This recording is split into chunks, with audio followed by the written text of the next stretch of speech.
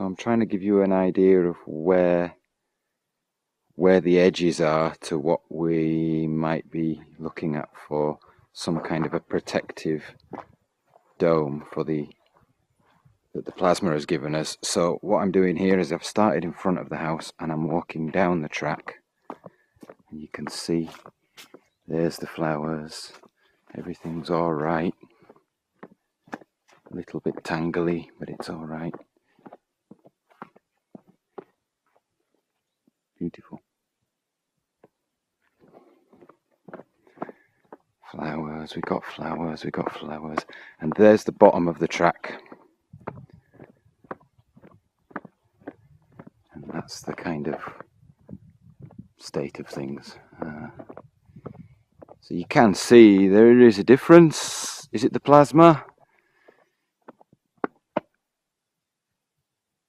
We just don't know, but I suspect yes.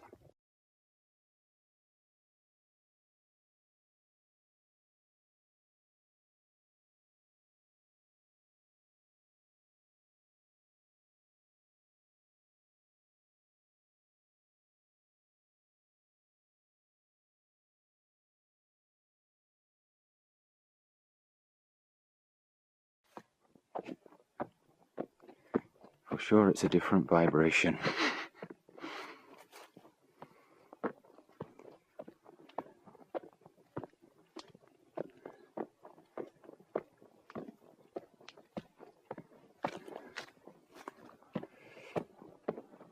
And I'll go and stand right in the centre in front of the house. Say hi. Hi. And that's the way it looks right in front of the house.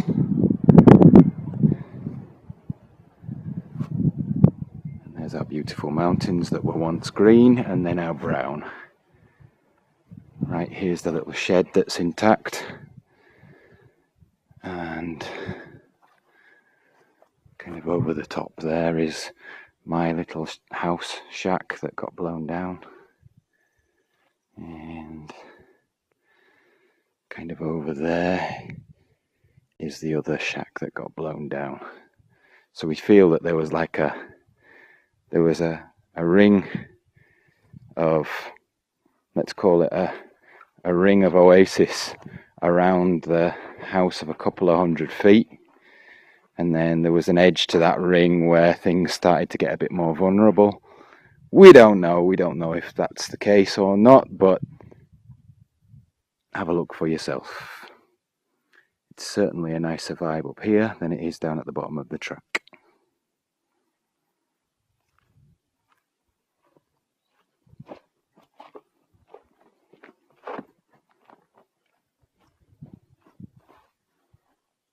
So here's the little bed that I was telling Carolina about. We've got pineapple, chardonnay, that's mulberry, that's moringa.